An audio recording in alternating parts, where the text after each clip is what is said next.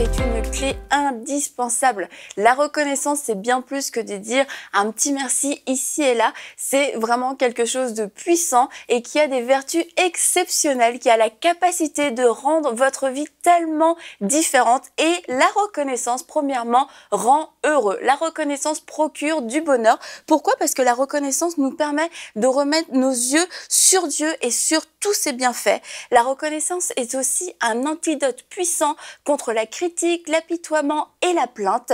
Et on sait que ça peut empoisonner certaines vies.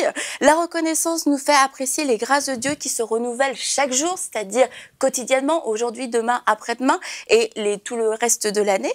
Et la reconnaissance nous empêche de devenir familiers avec la bénédiction et l'action divine. Alors, on va commencer avec un premier point concernant la reconnaissance envers Dieu. Chaque jour, je peux louer Dieu parce que je suis vivante, parce que je respire, parce qu'il m'a donné la vie. Et quelquefois, on entend des gens dire: oui, mais bon, moi, ma vie est vraiment nulle et j'ai pas besoin de remercier le Seigneur pour ça. Et j'aimerais vous rappeler que si vous écoutez cette vidéo aujourd'hui, vous êtes vivant, vous pouvez écouter. Il y a des gens actuellement qui sont dans des hôpitaux en train de se battre pour vivre. Il y a des gens dans des pays persécutés, dans des pays en guerre qui se battent pour vivre. Pour eux, la vie a tellement une grande valeur. Et la Bible nous dit, quand je n'étais qu'une masse informe, tes yeux me voyaient et sur ton livre étaient inscrits tous les jours qui m'était destiné avant qu'aucun d'eux n'existât. Aujourd'hui est un jour qui est inscrit par la main de Dieu lui-même,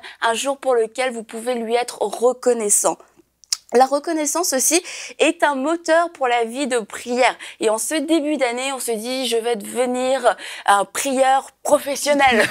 Ma vie de prière va prendre un nouvel élan. Et un des ennemis de la vie de prière, souvent, c'est dur de prier longtemps, c'est dur de rester dans la prière. Bonne nouvelle, Philémon 1,4. Un livre à découvrir au cours de cette année aussi.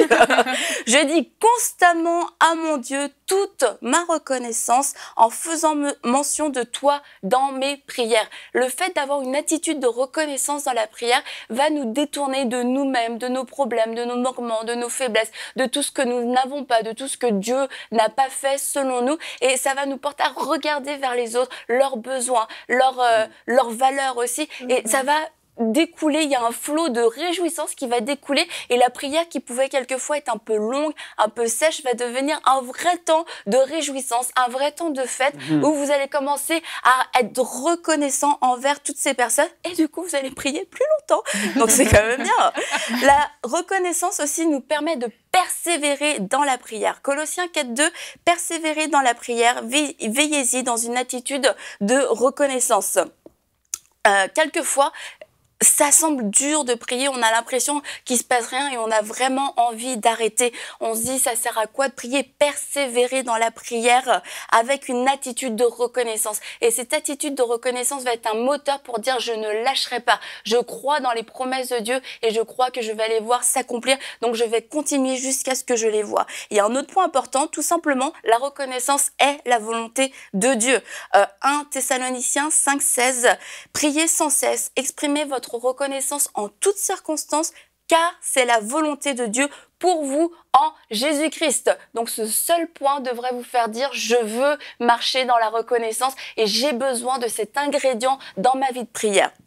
La reconnaissance aussi est une action de foi. N'attendez pas que des bonnes choses, selon vous, vous arrivent au cours de cette année pour commencer à développer cette attitude en disant: Seigneur, je te remercie pour ce travail, je te remercie pour ce mariage, je te remercie pour cette opportunité que tu me donnes. Commencez aujourd'hui, 1er janvier, à remercier le Seigneur pour tout ce dont vous avez besoin, tout ce que vous avez demandé en prière. Pourquoi? Philippiens 4,6, ne vous inquiétez de rien, mais en toute chose, faites connaître vos besoins à Dieu par des prières et des supplications. Ça, c'est ce que vous avez fait. Et voilà ce qui vous reste peut-être à faire dans une attitude de reconnaissance. La Bible ne nous dit pas d'attendre d'avoir cette chose entre les mains pour commencer à avoir une attitude de reconnaissance. J'ai demandé, je crois que j'ai reçu. Alors je dis merci Seigneur et je suis dans la joie. Et pour terminer, j'aimerais juste vous dire, pour certains, en effet, la reconnaissance, c'est un vrai sacrifice parce que vous passez par des moments douloureux. Et la Bible nous dit: offrez un sacrifice de reconnaissance reconnaissance.